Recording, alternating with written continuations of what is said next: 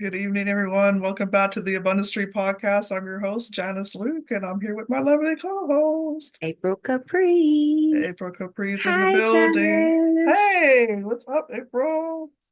Oh, having a great day. How about you? I'm having a relaxed day. It's a Sunday, so it's more relaxed today and from the hustle and bustle of the week. And this is true. Yes, having a very chill day.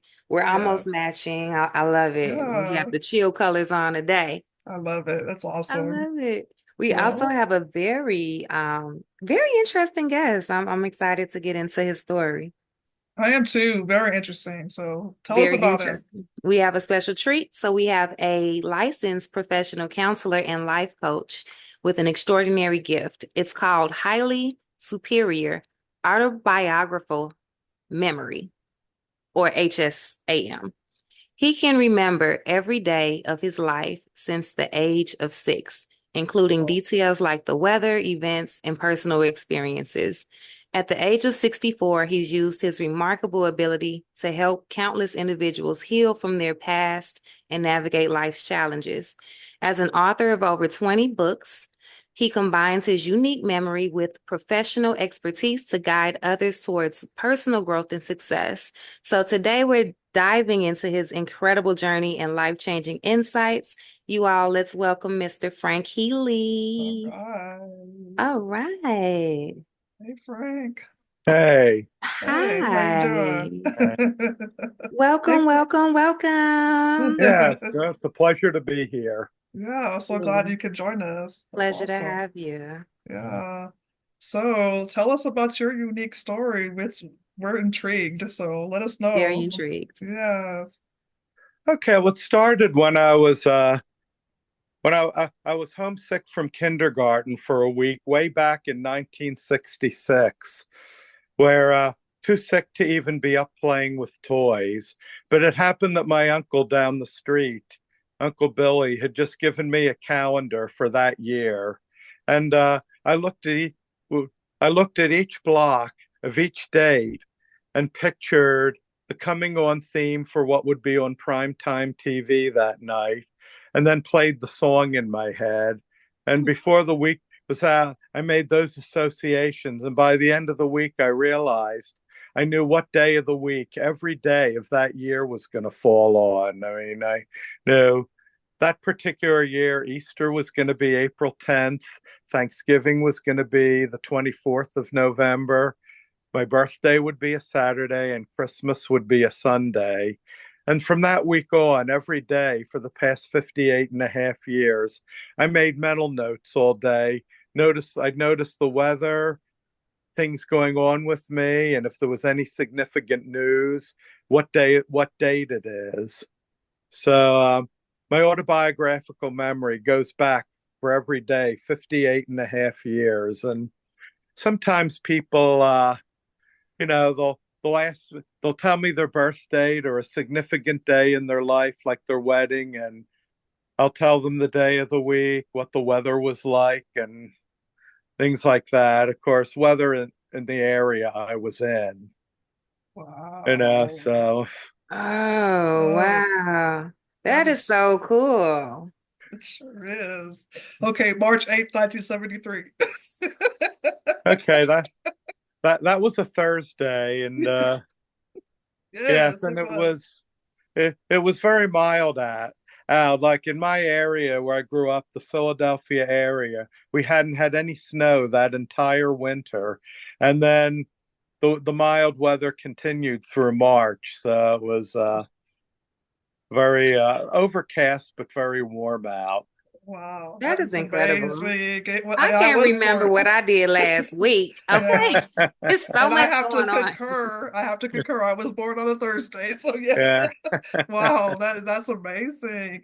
So it's like you know every like life event, like in your own life, you just memorize like the calendar basically and the weather Well, I on each did day. that, but then after that week, a lot of the most of the development of my gift came from everyday experiences. I got such into the habit of making mental notes about what date it is, whatever happened to me.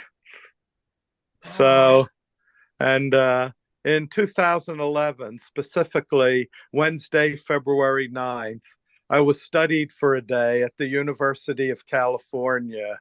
And like they found 100 of us so far. I was number 12. And Wow.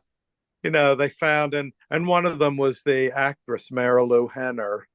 And some of us have been, so but even when I and even after that day, for years they gave me either or either online tests or phone tests. Like that's how they started out. They called me 4 times over a couple of years, and they'd either throw a date at me and I'd say what happened. For instance, March 24th, 1989.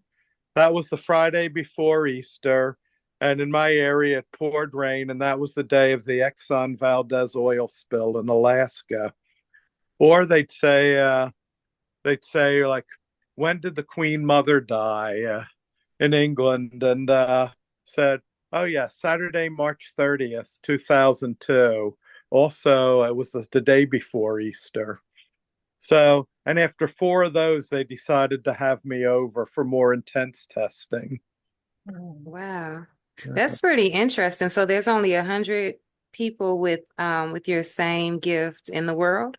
Yes, they found 100 of them in the United States. Now, Okay. Australia has done similar research, and I think England might have done some too. So, yeah, so they found people from each way, but if you think about it, we're still a very small component of the human race. Definitely. So Yes. needless to say, you got straight A's in school forever, right?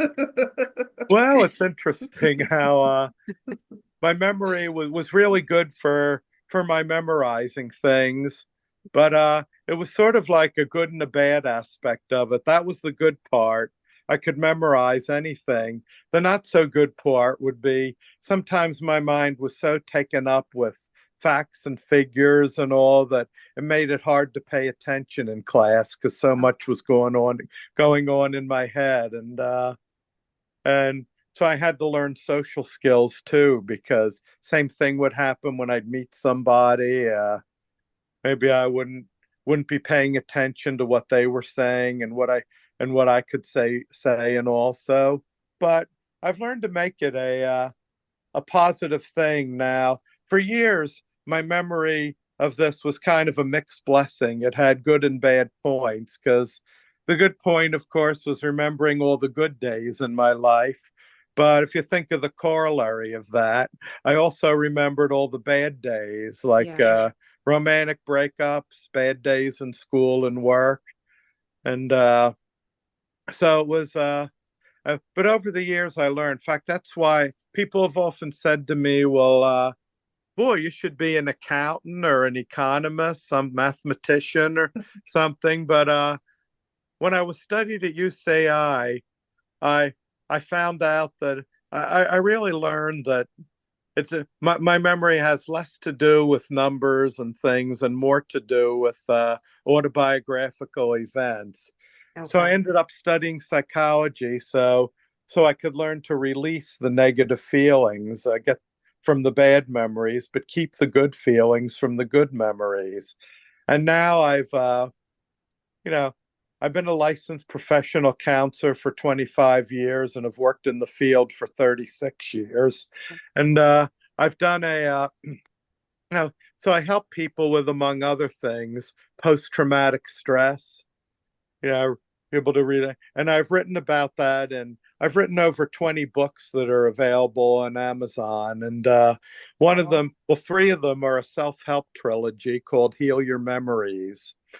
And in those books, in each one of the 3 of them, I interviewed 12 to 15 people who have had some horrific thing happen to them, but were now happy and thriving. And the rest of the books are exercises to let go of the bad memories from your own traumatic events. And, so even like the people I interviewed were people who endured school and workplace bullying, rape on the city streets, a career sidelining injury and head injuries. And I interviewed a lady who's now 91 years old and still thriving and helping people who grew up in World War II England and all the family dysfunction that happened. So I've I've done a lot. I interviewed a lot of people, and so these books are meant to both inspire and help the readers. Oh, That's that's so beautiful. amazing. It sure is. It sure is. So biographical memory. So that's more like life events. It's not like you said, like it's not necessarily academics. But in school, like were you considered like gifted and talented, or because I know I work with like they call it special pops. It could be disability, or is it considered like a gifted and talented that you have? Or did they label you at all, or like in school Yeah. coming up? Well, they didn't label me in school, but and I was just a couple of years too early in school for there to be gifted I programs. got you. Okay. No, but I remember being mad when my brother was in it, though. He was 2 years younger, so Oh they my had it goodness. by then. I got you. Okay. Yeah, so Yeah. yeah, so Oh, I was yeah, but they did label it. They've now labeled it. The technical name is hyperthymesia, which is okay. highly superior autobiographical memory. Now, I prefer to just say, since I am a writer and I won the English award in ninth grade on a Friday the 13th, uh, I prefer to just say superior autobiographical memory because it's grammatically correct. So, so then so so it's a very specific form of memory. Now, in 2013, when the Diagnostic Manual of Mental Disorders fifth edition came out, uh, hyperthymesia is in it, but they classify it under autism. And I thought, well, I don't have any other autistic traits. I can read people well. I understand people's feelings. I mean, I could never do the work that I do if I had any of the other forms of autism. That's Wow, that's interesting. interesting. Yeah, it is interesting. Yeah. Yeah. Very interesting. So, I how I did you? Oh, oh, go go ahead, ahead. Janice. No, go ahead. Got it. Go How ahead. did you learn to start using your gifts to help other people? Well, it was I think it started when I was studying psychology for myself to learn how to let go of the feelings and you know, I also, as a teenager, evolved into being a very spiritual person, and I could, I noticed I could just feel loving feelings and compassion towards anybody, not just people close to me, and not just people who were having a problem or just got hurt or something. So I thought, I thought must be a way I can use this gift to help people, and because I understand how people feel. And one thing with that, sometimes people in the counseling field get burned out sort of because they're empaths and they feel all the feelings that their clients feel. But for me, I've never experienced that because as far as understanding what the clients feel, well, I can just cough up a memory, so I don't have to actually get sad with them or get anxious with them. I just remember times I felt that way, and then I can empathize and help them. So you've Wow. learned to, I want to, maybe control isn't the right word, but you've learned to balance or, kind of in a sense, take control of your emotions as they relate to your memories. Like if it's like a sad memory, you can kind of regulate if you feel sad or not. Is that kind of how that works? Well, yes, it can be like like if I'm if I'm feeling sad, I can ask myself, well, can I find any good in this situation? And Okay. can I maybe learn a lesson from it? And I'll give you an extreme example.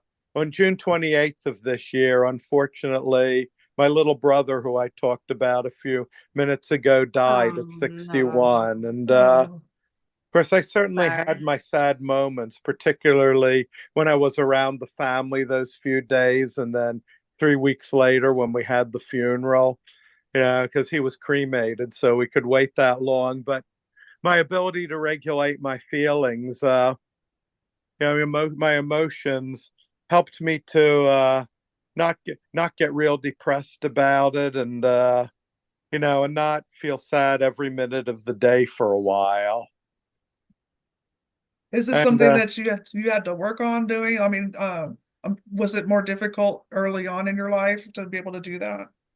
oh yes, it was very difficult. Like I Mhm. used to have a temper. I'd fly off the handle easily, and I would I would cry easily, and I think the most easily was I could get very anxious easily, and it's like so I started out, I think, probably worse than that at, than most people, but so I really thought I need to work on this if I'm going to have a good life.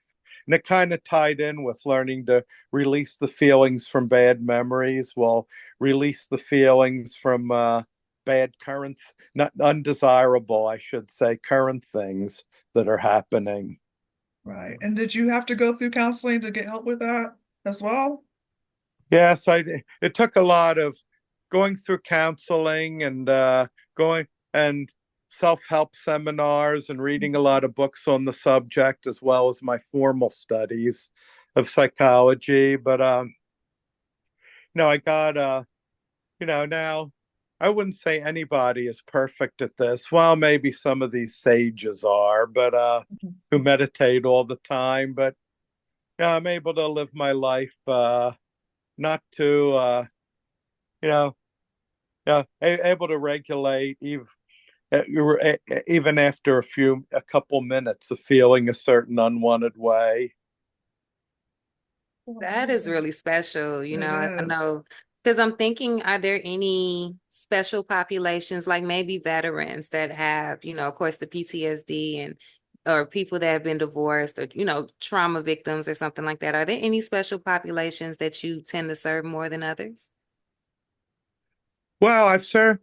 I have a plethora of people I serve, and I've served, and I just don't do post. I mean, don't I say I don't just do post traumatic Gotcha. stress. So I've worked with people with depression and anxiety, and even people who wouldn't have necessarily post traumatic stress, but maybe there's one or two memories from the past that still bother them. Yeah. I mean, because and I think in a way, I like I like helping them too because they're less likely to get sympathy or empathy from others when they've just had little things but they were still it still upset them. Right. In fact, when you So, think, go ahead. oh, I was gonna say, so how do you coach or counsel with those people that need to release some of those memories or um, better themselves so they don't get as anxious or deal with PTSD or whatever is going on? Like, what would you how would you counsel through them to them?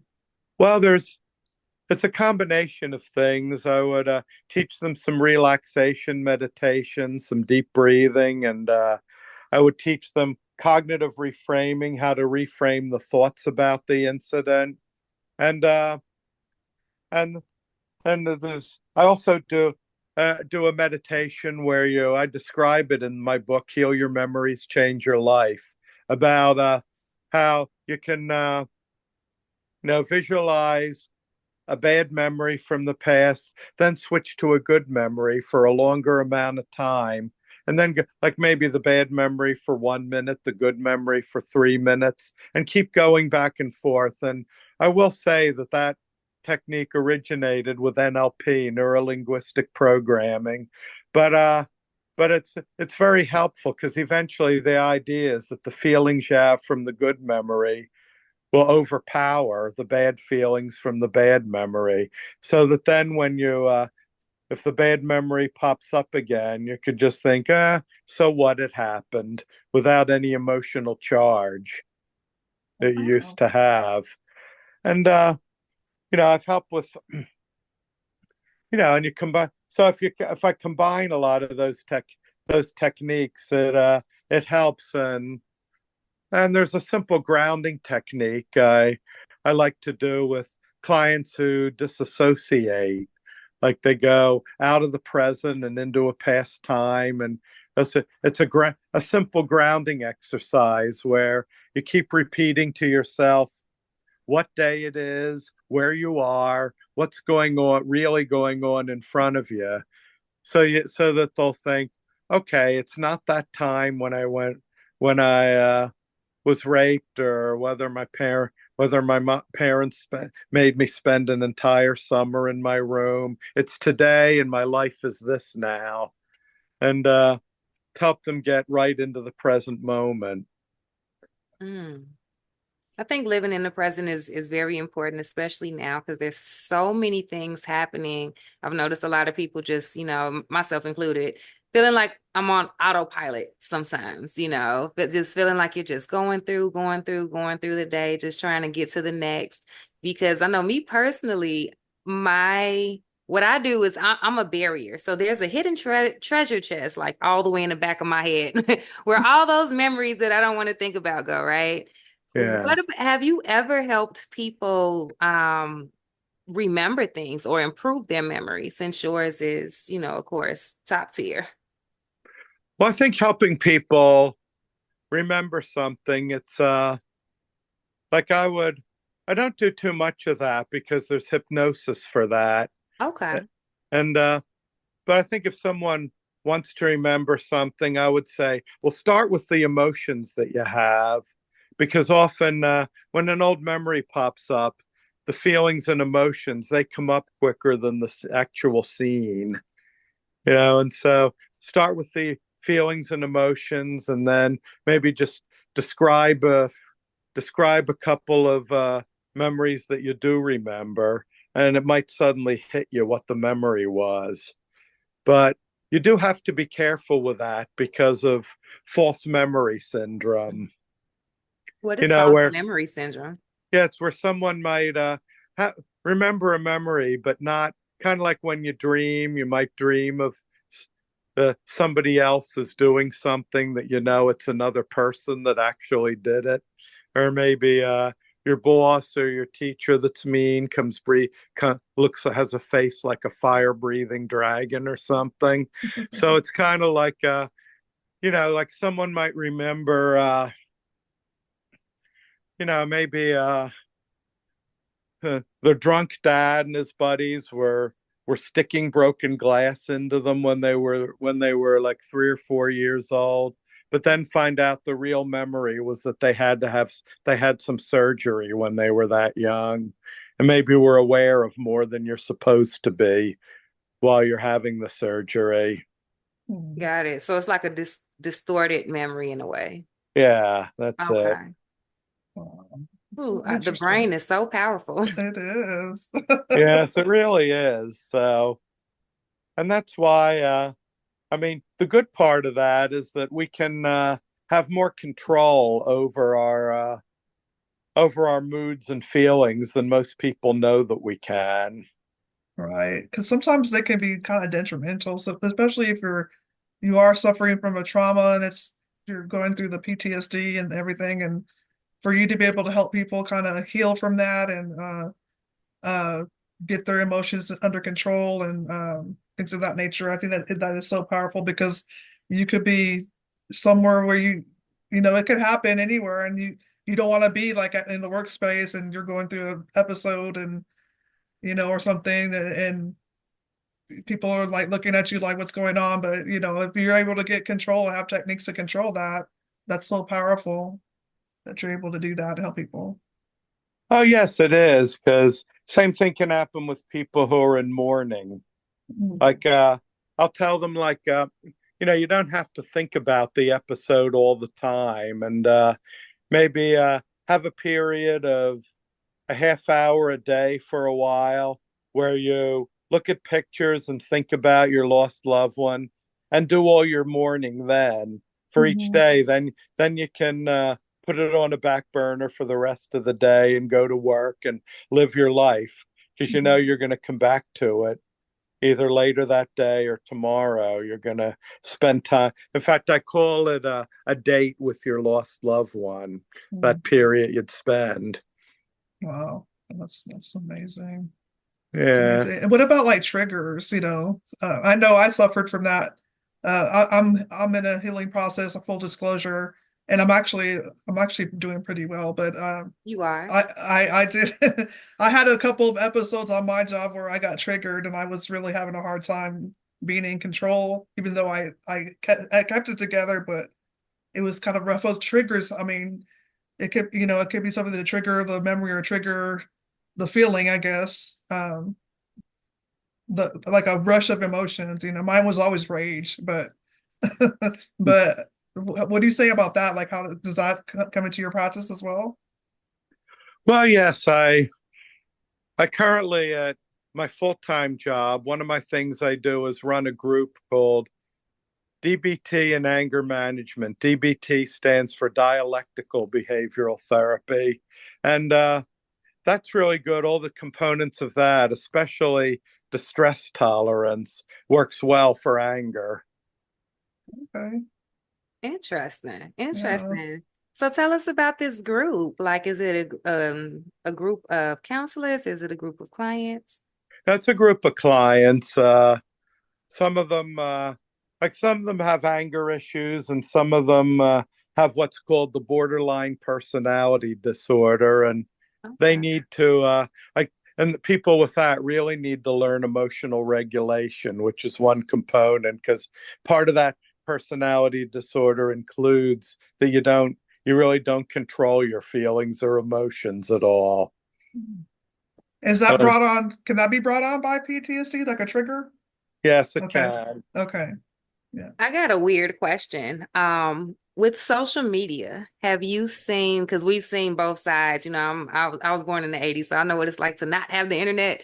With social media, do you feel like that has been better or worse in people's reactions and some of like just, some of this extreme behavior, because we're seeing a lot of it. Yes, well, I think it's like most things, including my memory that I've talked about, social media has its good and bad points. I mean, there's apps to measure, get you to breathe right, and you can download relaxation YouTube videos with everything from music to nature sounds in the background. Mhm. And but I think social media, well, of course, it's kind of a well known in society. A lot of kids spend too much time on it. Mhm. And it also, for these poor kids who are being bullied in school, it's not limited to school hours now. Like you could be at home, you could be on a vacation, it could be your birthday or Christmas, and the kids can still bully you online. Yes. So that's a negative aspect of it. Yes, it And is. Yeah. yeah, so it's like anything. In fact, I've had kids who like if it was a sunny day, well, like today was here, or a sunny day during summer vacation, and all they did all day was sit in the rec room and play video games or be on social media. By the end of the day, they feel depressed. Mm. I think Yeah. it's the idea they didn't. I mean, it's natural for us to be outdoors and get sunlight and think it hits them that they missed a nice day. Absolutely. I think that's so critical to get outside and, you know, just spend time outside, at least get away from the screens and hopefully parents can put on some parental controls and kind of watch the screen time for the kids. Yeah. That's it. But so was there ever a time I know you chose the field of psychology and to be a licensed professional counselor? Was there ever like another plan or like was this your first choice always and you just pursued that or did you ever have any other aspirations to do something else? And what was that if you did? Well, it's ironic because I always wanted to work in psychology and help people, but there are a couple times in college I changed my major because, well, back in the late 70s and early 80s, there wasn't much job opportunity in the psych field. So I tried economics because my dad had majored in economics at the same school. And it's like physically, I resemble my dad, who's since passed. And I thought, does this mean I'm supposed to be like him, even though I had no interest in business or economics? And I tried, and I thought of poli sci because I followed politics pretty well, but I wouldn't want to get involved in all the bickering and how that goes on and all that, and having to campaign and all. So I tried and I ended up with a major in psychology and a minor in English and creative writing because I was always good at that too. So now I do both. I Right. counsel people and I write books. Wow. Yeah, you've written 20 books. That's Yes, amazing. it is. I know it's going to be hard, but what is your favorite, like, if you had to just recommend one of the books, like what was your favorite or one that's most meaningful to you? Well, the Heal Your Memory series are great for somebody healing from the past. But a year ago, I published a book, Stress Free Success. Uh, Oh, and that's for how to go after your goals, but at the same time, keep your stress level down.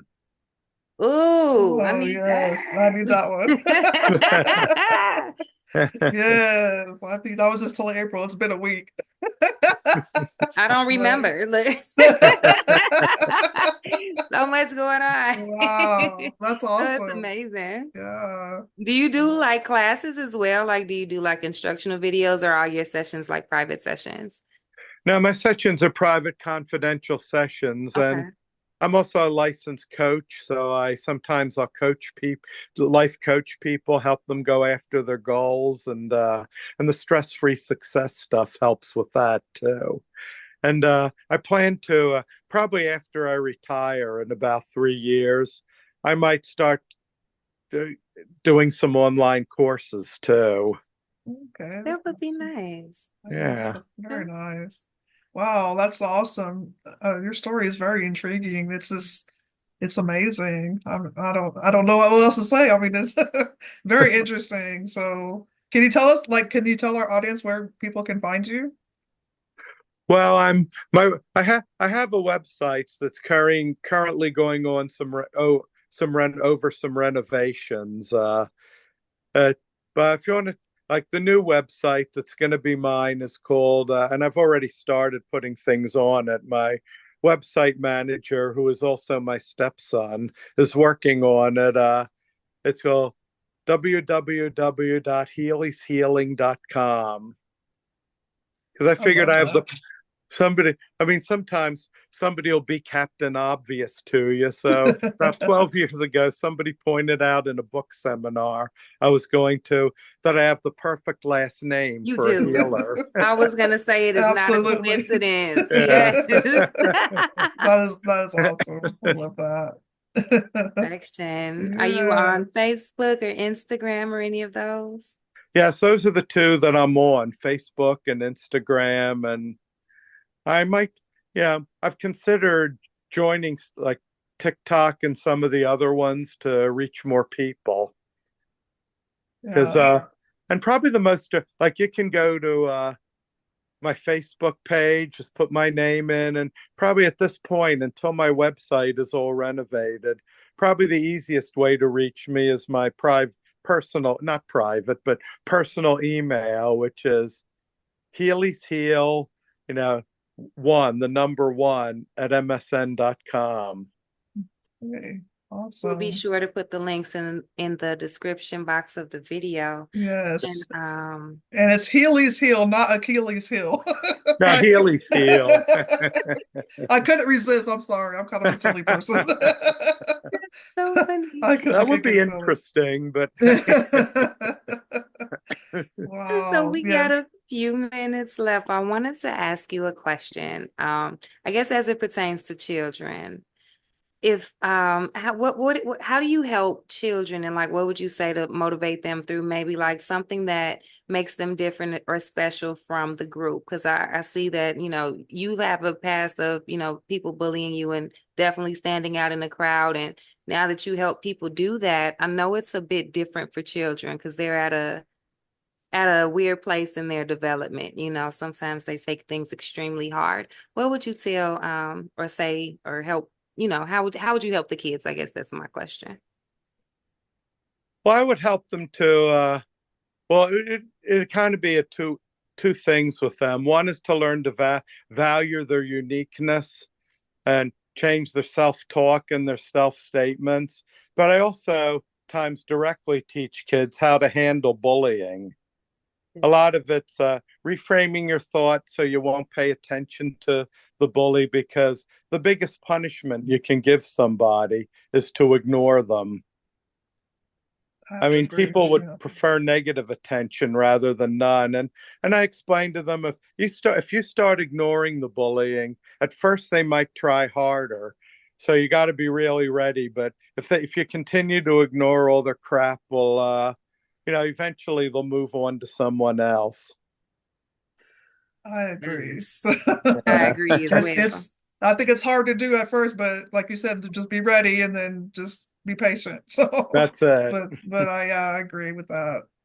I Wow. agree. And I think Yeah, you're a very powerful and positive living testament that even though something that sets you aside from everybody else can, you can have the ability to change that and direct that in a way to make it a great gift for everybody. So I think absolutely. you set a great example of that. Yes, we know. Ironically, like you might think that I might have gotten bullied for that, but actually, I always got a lot of respect for being able to do it. I love You Good. know, that. I mean, even That's in middle school and high school, the kids thought it was pretty cool that I could do that. wow. That's great. I'm so happy to hear that. Yeah. Y'all, he's one of what 100 in the United States. Y'all better get connected with Frank. Yes. Right here on the abundance tree. What a treat. Yes, Yeah. Our yes. quick question, do you have any more books coming up, or when do we see book number 21? Well, I'm writing a book now that called Happy Every Day. It's Oh, a way to make yourself happy, not just like when you're on a vacation or it's a holiday or any other special day, but happy on an everyday basis. All ah, right. I need that one too. I'm gonna have to check out your library, Mr. Healy. You got some good stuff. Y'all get on Amazon and search out Mr. Healy, Mr. Frank Healy on Amazon. Get his book. Yeah. Yes. Yes. Yes, I'm Last, looking for oh, go ahead. yeah, looking for maybe an early November release date for that. Okay. Do you Awesome. have audiobooks for your written books? Yeah, some of them I do. I have an audio book for Heal Your Memories, Change Your Life, and a few others. If you go on Amazon and look on them, it'll tell whether there's an audio book. And some of them I'm still trying to figure out why, whatever little petty detail reason Amazon says this book is not eligible, but half of my books are. So I'd like like to them to like to eventually have them all on audiobook so people Very could nice. listen when they're driving to work or anywhere. Very Awesome. nice. Well, thank you Thank Yeah. you so so much, Mr. much for, Healy. yeah, thank you for coming on with us tonight. It's Yes, We're it's so been a fun. grateful. pleasure. Thank you. Thank you guys for Thank watching. you. Bye bye. Bye. Bye-bye. Okay.